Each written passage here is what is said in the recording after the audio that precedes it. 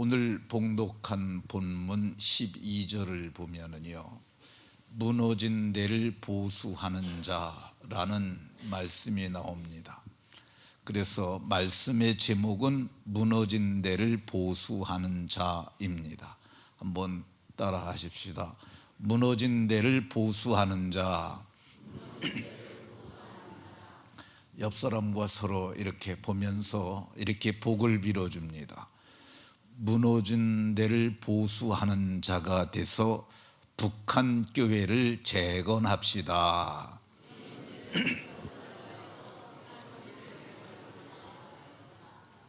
네. 무너진 데를 보수하는 자가 되셔서 북한 교회를 재건하는데 일익을 담당하는 성도님들이 다 되시기를 예수 그리스도의 이름으로 축원합니다. 우리 교회는 북한 교회 재건위원회라고 하는 기관이 있습니다. 강원도 평강군에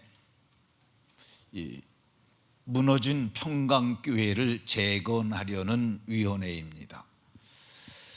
지도를 보시면 강원도 평강군까지는 약 70여 킬로가 됩니다. 여기에 그 평강교회라는 교회가 있었습니다. 근데 평강교회의 사진은 제가 그 인터넷에서는 못 찾았어요. 그래서 평강군에 있었던 창독교회라는 교회가 있는데 아마도 교세가 이 정도는 되었을 것 같습니다. 우리가 강원도 평강군에 교회를 세우게 되면 저 정도면 100평 건물이 좀 넘을 것 같거든요. 우리가 만약에 짓는다 그러면 2층으로 지어야 될 것 같아요. 그래서 1층에는 교육시설하고 그리고 주방 같은 거 하고 2층에는 본예배당 이렇게 하고 부속 건물을 좀 더 지면 될 것 같은 생각이 듭니다. 오늘은 북한교회 재건위원회 헌신예배이기 때문에 조금 평소와 다르게 말씀을 전하겠습니다. 오늘은 우리나라가 지금까지 겪어온 역사적 사건들, 그리고 이 시대에 우리가 어떻게 해야 북한 교회를 재건할 것인지 그 방법에 대해서 같이 말씀을 상고하려 합니다. 그러니까 오늘은 성경 얘기를 조금 하고 역사적 정황들을 얘기하는 데 시간을 좀 많이 드릴 예정입니다. 우리나라는 남북이 분단되어 있습니다. 지도를 보시면은 이렇게 분단이 되어 있습니다. 북쪽은 붉은색, 남쪽은 청색 이렇게 분단이 되어 있는데 지금 남과 북을 가로지르는 그 선을 휴전선이라고 얘기를 합니다. 휴전이라는 말은 전쟁을 쉬고 있는 거야. 그래서 우리는 전쟁이 종료된 것이 아니라 정전협정을 한 거야. 그 전쟁이 정지된 상태에 있는 거죠. 북한에는 우리와 같은 외모를 가진 사람들, 그리고 같은 언어를 사용하는 사람들, 그리고 식습관과 풍습이 비슷한 사람이 약 2,550만 명 정도가 있습니다. 이거는 실제로 있는 거야. 남한은 해방이 되고 대통령이 20명이 바뀌었어요. 근데 북한은 3대에 걸쳐서 김일성, 김정일, 김정은 3대에 걸쳐서 권력을 세습하고 정권을 유지하기 위해서 백성을 억압하고 그리고 정권을 유지하기 위한 방편으로 핵무장을 하고 사상을 통제하고 이 각양의 방법을 통해서 백성들의 인권을 억압하고 있습니다. 어떤 분들은 북한의 인권 얘기하면 난리치는 분들이 있는데요, 북한이 억압받고 사는 것만큼은 틀림없습니다. 전북대 신문에 나왔던 그 북한 인권 수용소, 북한 정치범 수용소라는 데가 있는데 수십만의 사람들이 지금도 저기에 수용되어 있는 것으로 봐서 북한은 통제된 사회라는 것은 틀림없습니다. 그러면 우리나라가 지금 어떻게 여기에 이르게 됐냐? 우리나라는 고려 474년 그리고 이씨 조선 518년, 그래서 992년을 단일 민족, 단일 국가로 이렇게 이어왔습니다. 그런데 1910년에 한일 합방이라는 것이 이루어집니다. 한국하고 일본하고 한 나라가 된다는 말인데, 말로는 한국하고 일본이 한 나라가 되는데 이 실제 통수권이나 모든 권한은 일본이 갖고 있고 우리는 일본을 위해서 모든 것을 내어주어야 하고 그들은 우리의 모든 것을 가지고 가서 수탈해서 전쟁이나 기타 지네들 목적을 위해 사용했으니까 우리는 이 억압받는 시간을 보내게 된 거죠. 그때부터 36년이 지나갑니다. 우리나라는 일제가 너무 억압을 강하게 하고 통제를 공고히 하니까 우리나라는 도저히 해방될 수 없을 거라고 생각을 했습니다. 그런데 1945년 8월 6일 그리고 8월 9일에 일본의 히로시마와 나가사키에 원자폭탄 2발이 떨어집니다. 그리고 나서 6일이 지나서 일본 천황이 공식적으로 항복선언을 하므로 일본은 항복을 함으로 모든 주권을 상실하게 되고 우리는 국권을 회복해서 나라가 해방을 맞게 됩니다. 1945년 8월 15일은 우리나라가 해방된 날입니다. 영상을 한 1분짜리 하나 잠깐만 보겠습니다.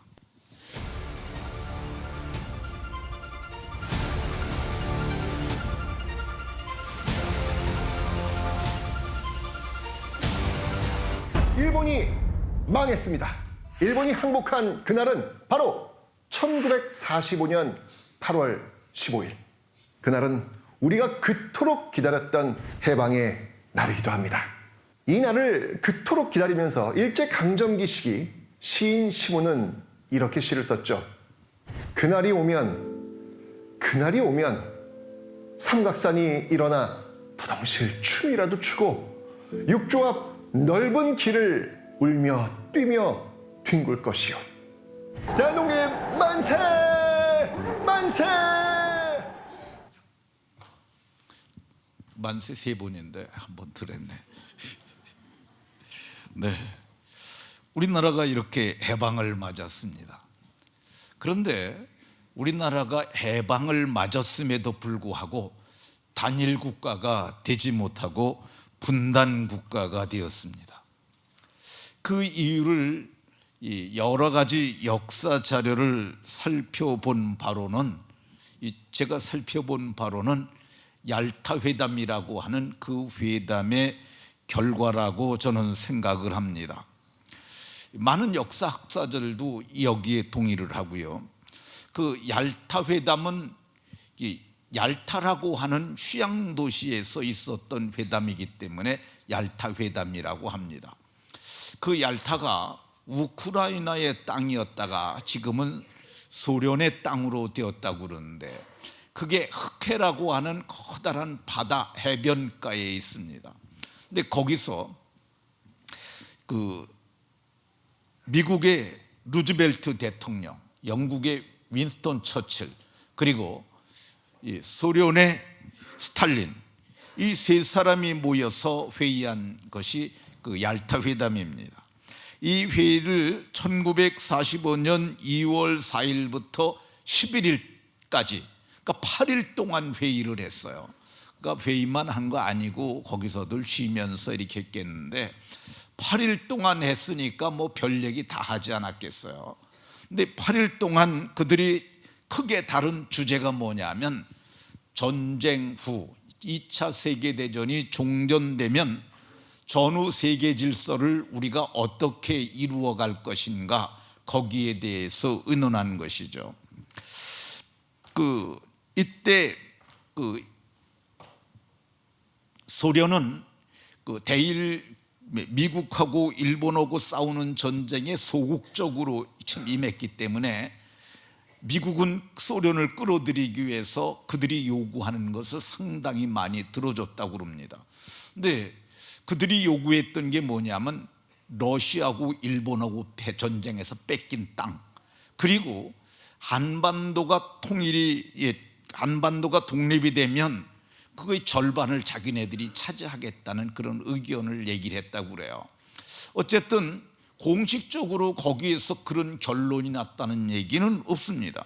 그러나 분명한 것은 우리나라는 해방이 되고 한 달이 되지 않아서 38도선이라는 그 위도를 중심으로 해서 지도를 한번 보세요. 지금 빨갛게 줄이 그어져 있는 게 위도예요. 그러니까 위도 38도선에, 북위 38도선으로 해가지고 그 위쪽은 소련군이 진주하고 밑에는 미국군이 진주하게 됐는데, 그 후에 이제 전쟁이 일어나가지고 그 강원도 쪽은 우리가 올라가고 또 옹진반도 쪽은 북한이 내려오고, 그래서 이렇게 색깔이 다르게 됩니다. 이렇게 그 세계 강국에 의해서 국토가 양분될 것을 가장 빨리 알아차린 사람은 이승만 씨라고 얘기를 합니다. 이승만 박사. 그분이 이거를 알아차리고, 그래서 1945년 4월부터, 그러니까 2월 달에 얄타 회담이 있었는데 2달 정도 지나면서 그 결과를 알았어요.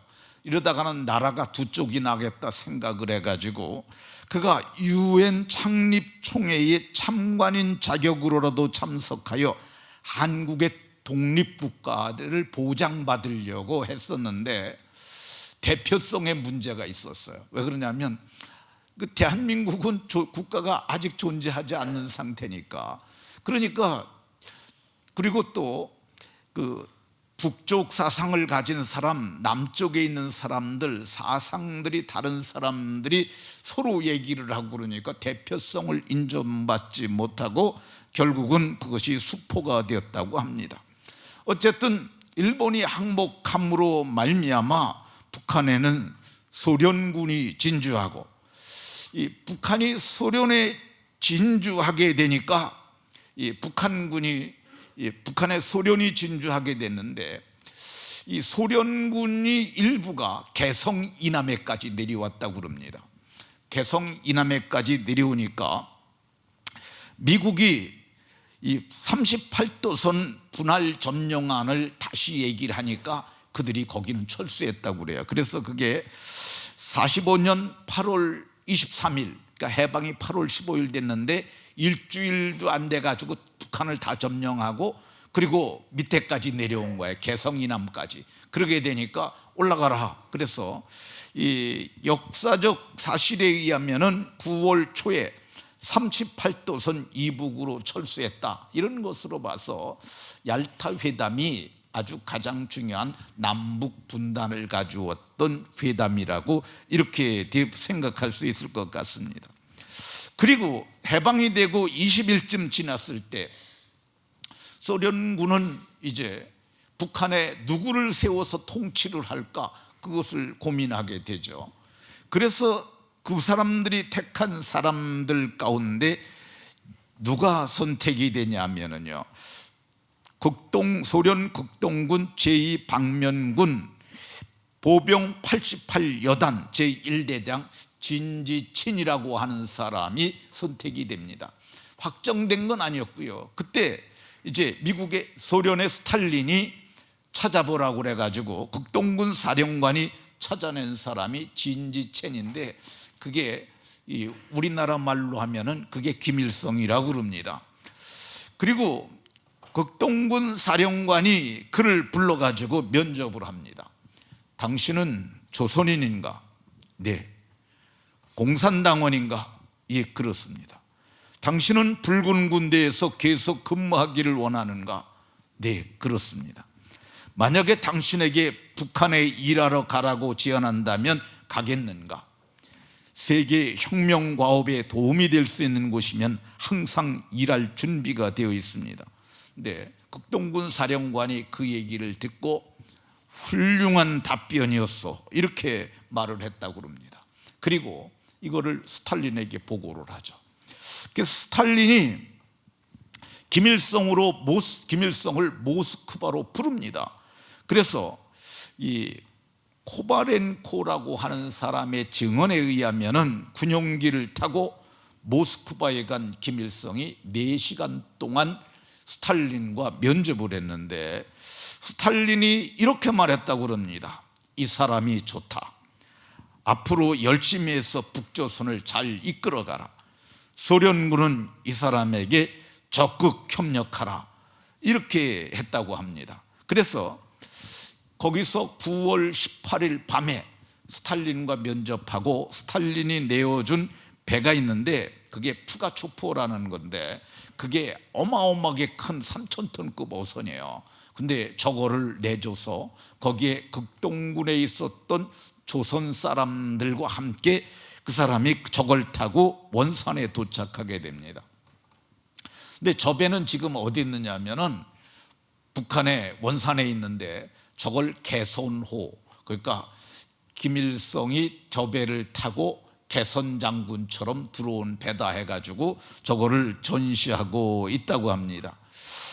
그가 원산에 도착하고 나서 이 김일성이 평양시 위수사령부 부사령관에 임명이 되었다고 합니다.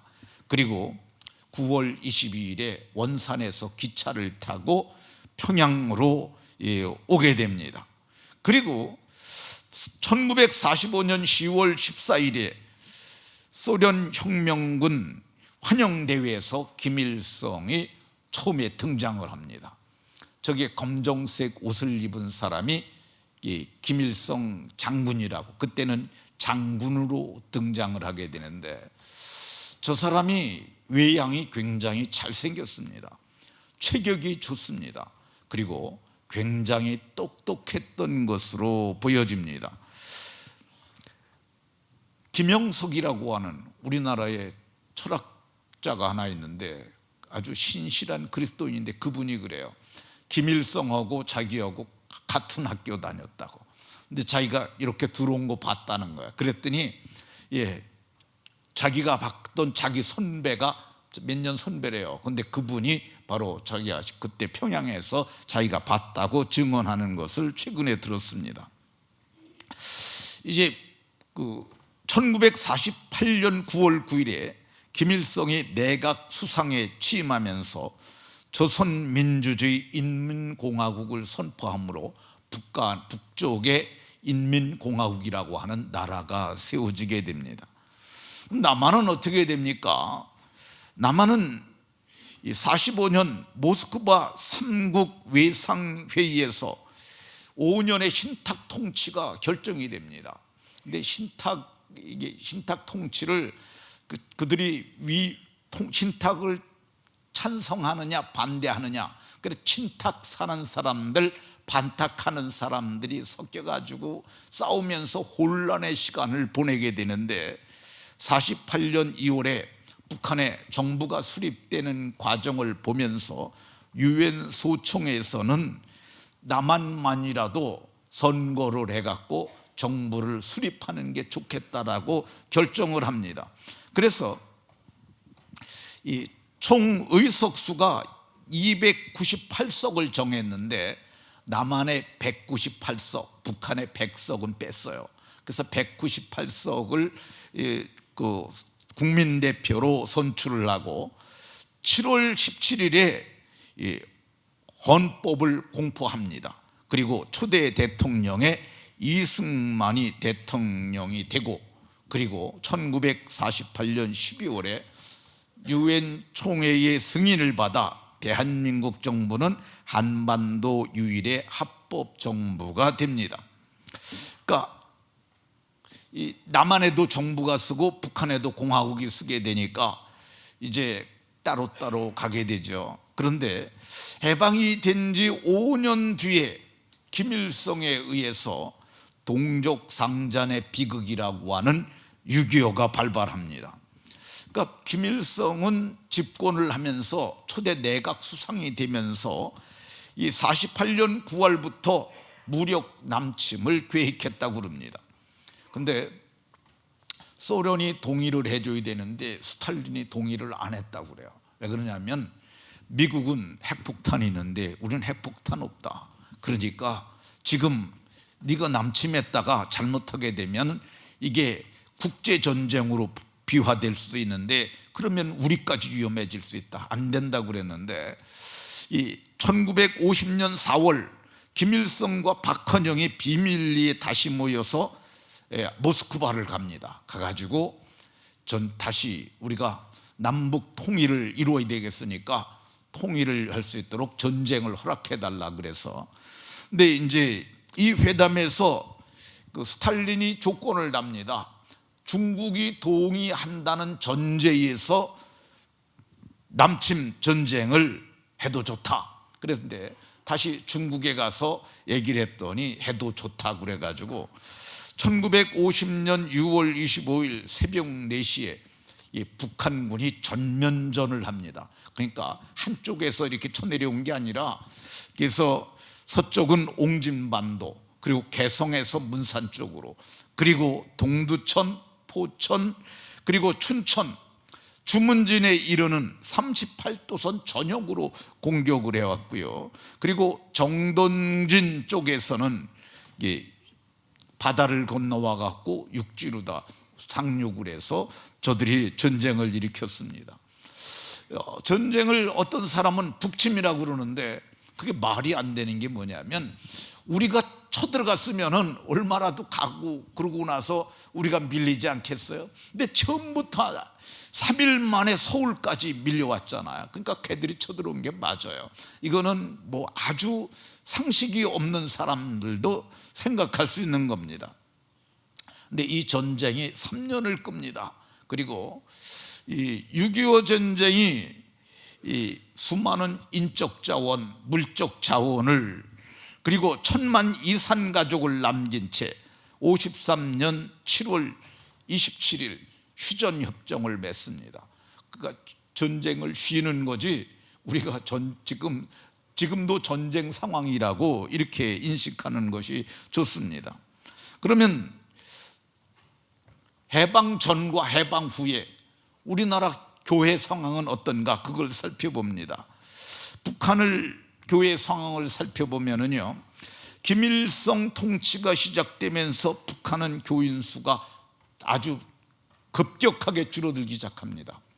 북한은 그 해방 이전에는 약 30만 명 정도 됐다고 그래요. 근데 6.25 전쟁이 시작되기 전 8년 만에 절반으로 줍니다. 그러니까 여러 가지 이유로 다 그 신앙생활을 방해하고 그러니까 많은 사람들이 30만에서 15만으로 줄어요. 전쟁이 나고 나서는 약 3만 정도로 줄어듭니다. 그러니까 이 10년 정도 지나서 30만에서 3만으로 줄어든 거야. 10분의 1로. 북한은 그때 당시에 3만 명 정도만 교인이 있었다고 그럽니다. 목사도 20여 명 남았고요. 그러니까 교회가 전쟁 끝나고 나서 거의 다 없어졌다고 봐도 틀리지 않습니다. 전쟁이 끝나고 나서 김일성은 기독교인들을 친미주의자, 미국의 정보원 세력으로 몰면서 박해를 냈고 핍박을 했습니다. 그리고 58년도부터는 북한을 사회주의 국가로 재탄생시킨다고 사상교육을 했는데 기독교인들은 우리를 얘기하면 주민등록증이죠. 그 인민증이겠죠. 거기다가 저기 기독교라고 써놔가지고 모든 공직에서 배제를 했고요. 그리고 일요일 예배 시간은 회의나 강습회를 열었고요. 그리고 종교 지도자들은 이 감시하며 활동을 제한했고요. 그리고 일요일 날 일할 수 있는 할당량을 주어서 그거 못 채우면 안 되니까 예배 못하도록 방해를 해서 58년도 이후에는 기독교인은 모두 지하로 들어가 공식적으로 예배 드리는 곳이 없어진 거죠. 그러니까 북한 정권을 지지하는 소위 기독교 연맹이라고 하는데 거기 목사가 3명이에요. 강량욱, 고기준, 이풍은, 이 3사람을 남겨놓고, 그리고 목사도 더 이상 나타나지 않았고 더 이상 교인도 없어졌던 것으로 보여집니다. 그러면 북한에 교회가 아주 없는가? 2개 있습니다. 하나는 봉숙교회, 하나는 칠곡교회라고 하는데, 이 봉숙교회 번듯하지 않습니까? 근데 이게 손님 들어오면 예배하는 예배당이라고 그럽니다. 칠곡교회라는 교회가 있는데 저 교회는 없어진 모양이에요. 요즘은 안 나와요. 그러니까 옛날에는 있었는데, 그래서 봉숙교회만 거의 유일하게 나오는 것 같습니다. 그러면 북한의 기독교인들, 그리스도인들은 그럼 없는가? 이 모퉁이돌 선교회라는 선교단체가 있어요. 이게 아주 열심히 이상 목사가 대표가 돼서 애쓰는 그런 선교단체인데, 그 사람들에 의하면 지하교인의 숫자가 3만 7천 명 정도 있다고 합니다. 3만 7천 명. 근데 이거는 굉장히 정확한 숫자 같아요. 3만 7천 명은 맞는 것 같습니다.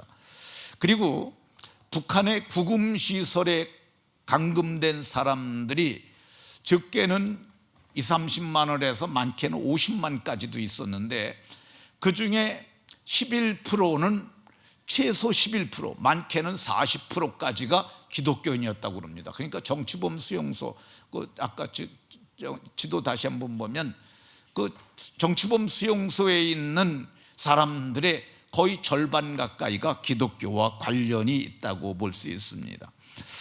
미국 국무부의 종교자유보고서, 국제장 종교자유보고서에 하면 북한의 기독교인이 얼마나 있냐, 이 북한의 기독교인들은 20만에서 40만 명 정도 있다, 이렇게 보고를 했습니다. 국제기독교연구소 CSGC는 약 10만 명 정도는 있을 것이다. 그리고 북한 직접 지하교회를 설립하고 거기서 목회했던 사람에 의하면은, 박민우라고 하는 사람인데 가명이라고 그래요. 그 사람에 의하면은 40만으로 잡으면 너무 적은 숫자라, 실제는 더 있다, 그런 얘기를 하는데, 제가 생각하건대는 10만 명 남짓되지 않을까 하는 생각이 듭니다. 그러면 남한의 교세는 어떻게 될까? 한국 갤럽에서 조사한 보고인데요, 현재는 2021년 현재 불교가 16%, 우리가 17%, 천주교 4%, 뭐 기타 이렇게 되는데요.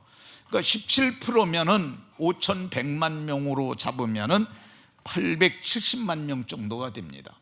근 1,000만 기독교라고 하는 말이 틀린 것은 아니라고 생각이 들어요. 지금 현재 상황을 두고 얘기를 하는 거예요. 그러면 북한에 무너진 교회를 어떻게 재건할 수 있을까? 어떤 분들은 지금이라도 가야 된다고 하는 사람들이 있는데, 저는 안 된다고 생각합니다. 지금 가면 안 되죠. 그 주민들까지도 박해를 하고 공식적인 기독교인이 없는 나라에 가면 뭘 하겠어요. 북한은 3대에 걸쳐서 기독교를 박해한 나라야. 왜 그러냐면 기독교가, 공산주의는 유물론이기 때문에 우리는 유신론이잖아요. 그러니까 기독교가 들어가면은 공산주의가 무너진다고 생각하기 때문에 저들은 기독교를 용납하지 않습니다. 그래서 지금 세계에서 기독교 박해 1위 국가가 북한이에요. 18년째, 저게 2019년이잖아요. 그러니까 22년째 북한은 전 세계 기독교 박해 1위 국가예요. 그러니까 여기 지금 가갖고는 복음 전도가 절대 될 수가 없어요. 그러니까 안 되는 데 가서 고생하고 거기서 그러는 거는 미련한 거라고 저는 생각을 합니다. 최은성 목사라고 여러분들 아실 거예요.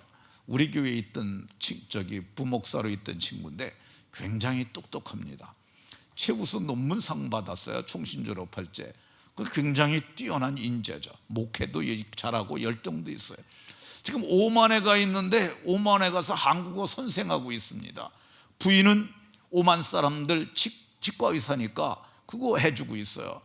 근데 복음을 위해서 한다고 그러는데 그게 됩니까? 그게 저는 그래서 왜 거기 가서 하냔 말이에요. 저는 그게 참 안타까운 거예요. 거기 가지 말고 아프리카는 거의 대다수의 나라가 지금 기독교가 부흥하고 있어요. 그 차트에 가서 열심히 해가지고 애들 길러서 그네들이 가면 되잖아요. 걔네들은 거기 차 들어가기 쉽거든요. 걔네들을 보내면 내 생각에는 훨씬 나을 것 같은데, 어쨌든 제가 생각하건대 안 되는 데 가서 애쓰는 것은 참 어리석은 일이다, 저는 그렇게 생각을 합니다. 우리는 원비어 사건을 기억해야 합니다. 원비어라고 하는 미국 청년이 있어요. 내 국가 전복 음모를 했다는데 저 친구가 무슨 국가 전복을 하려고 뭘 하나 이렇게 포스터인가 그런 거 하나를 가지려고 그랬던 모양이에요. 근데 국가 전복 음모라고 그래갖고 15년 노동교화형인가 그걸 받았어요. 그런데 저 친구가 이제 제가 팼겠죠. 팼으니까 제가 몸이 망가지지 않았겠어요. 혼수 상태에 빠지게 되고 식물인간 되니까 내줬는데, 내줘가지고 북한에 미국에 가고 일주일 만에 제 죽었잖아요. 근데 제가 유태인이래요. 아버지가 그 유태인인데 회사를 경영하는데 이 아버지가 아주 독한 마음을 품었습니다. 저놈들이 내 아들 저렇게 했다고 그래갖고 그 미국에서 재판을 내가지고 북한에 대한 소송을 해서 판결을 받았어요. 근데 돈은 못 받았죠. 근데 어마어마한 돈이에요. 근데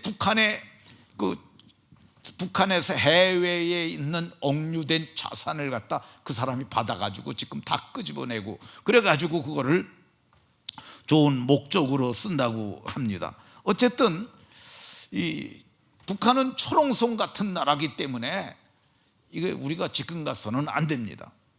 그럼 저 북한이 공산주의가 무너질 수 있는가?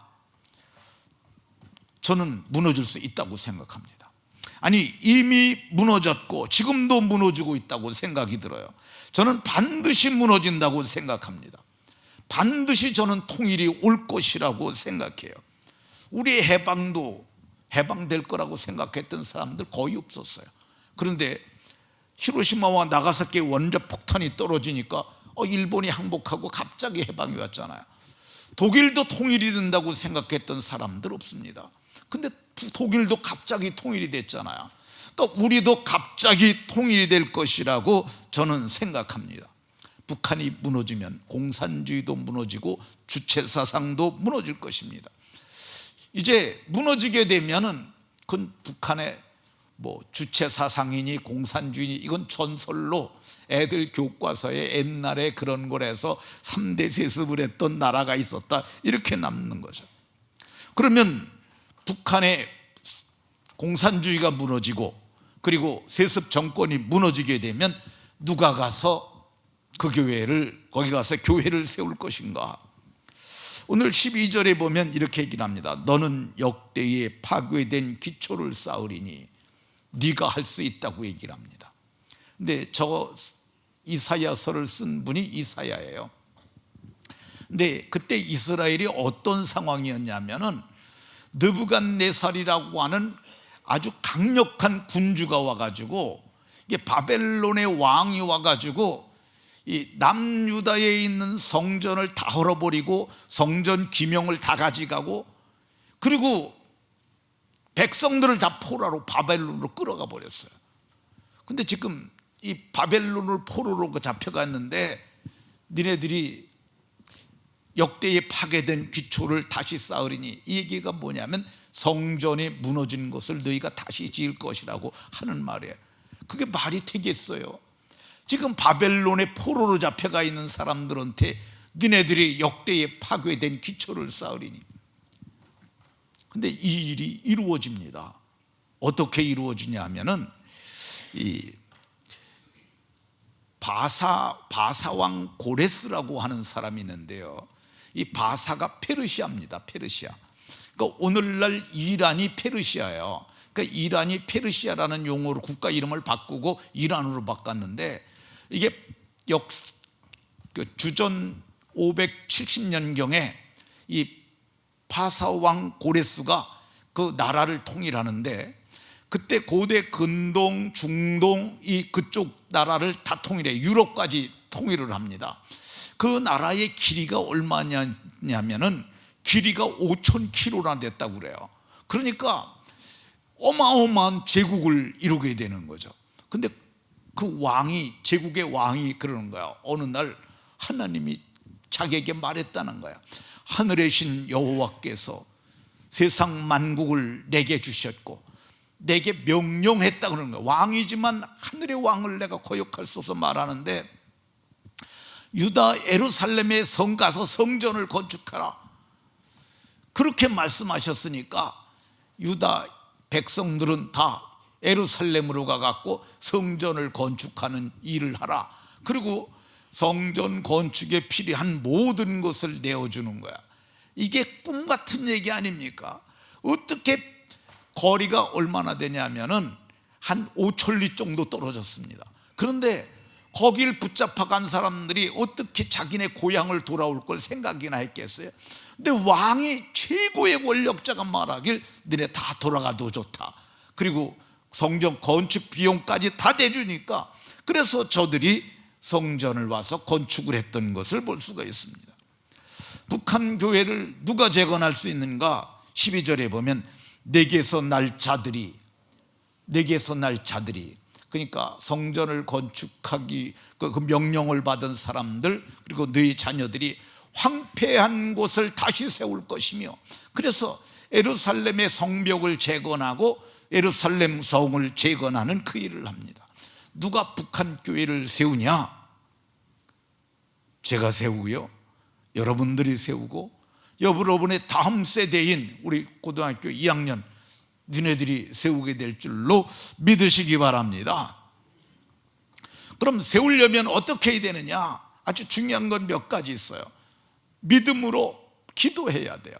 북한이 무너진다, 이걸 믿고 기도해야 됩니다. 그리고 통일이 된다, 공산주의로 통일되는 거 아니고요, 시장 경제가 보장되는 자유민주 체제로 통일될 줄로 믿고 기도하여야 합니다. 그리고 우리가 통일이 되면 가서 교회를 건축해야 된다, 이 마음을 가져야 합니다. 그래서 이를 위해서 우리가 헌금을 해야 돼요. 그리고 지금 우리가 할 수 있는 것, 인도주의적 차원에서 할 수 있는, 도울 수 있는 것을 저는 도와야 된다고 생각합니다. 우리가 도울 수 없고요. 누가 도울 수 있느냐? 국가적인 차원에서 먹을 것이 없다고 그러면 그 먹는 거 쌀을 줘야 돼요. 현물로 줘야 돼요. 의약품이 없다고 그러면 의약품 줘야 하고요. 그리고 기타 그 의료기기가 필요하다 그러면 그런 거 우리가 좀 쓰다가 좀 오래된 것들 다 북한으로 주고 우리 새 거 사면 되니까 저는 그렇게 해야 된다고 생각을 합니다. 이거 왜 해야 되느냐? 이거를 해야 나중에 통일이 되면 너네들 우리 굶어올 때 뭐 했냐 그러면 그렇잖아요. 오늘 10절에서는 말씀하세요. 줄인 자에게 네 심정을 통하며 괴로워하는 자의 심정을 만족하게 하면, 북한이 우리가 준 쌀을 먹으면 저들이 만족할 거 아닙니까? 그리고 나중에 저들이 통일이 됐을 때도 우리는 떳떳한 낯이 되고, 이 일을 하면 하나님께서 우리에게 복을 주실 겁니다. 그러니까 우리가 이 북한에 무너진 교회를 재건하기 위하여 복음 들고 갈 사람도 세워야 하고요. 그리고 머지않아 통일이 되면은 10년 안에 된다 그러면은 올라가야 합니다. 누가 올라가야 되냐? 제가 올라가야죠. 제가 왜 그러냐면 10년 더 있어도 80 전이니까 제가 할 수 있을 것 같아요. 우리 이원호 장로님도 가시고, 네, 그리고 우리 문정수 장로님도 가고, 그래서 우리 세대들이 거기 올라가야 할 것이라고 저는 생각합니다. 이렇게 북한 교회를 재건하면 하나님께서 어떤 복을 주시냐? 여기 내 어둠이 낮과 같이 될 것이며, 11절에는 내 영혼도 만족하게 하며, 또 11절 하반절에는 너는 물된 동산 같겠고 물이 끊어지지 않은 샘 같을 것이라. 얼마나 좋아요. 마르지 아니하는 샘 같은 복을 주시고, 너를 일컬어 무너진 데를 보수하는 자라 할 것이며, 귀를 수축하여 거할 곳이 되게 하는 재건의 역군이 되리라고 이렇게 말씀합니다. 모두가 북한 교회 재건을 위하여 기도하시고, 그리고 마침내 이룰 것을 믿고 믿음으로 담대하게 살아가는 복된 성도님들이 다 되시길 예수 그리스도의 이름으로 축원합니다.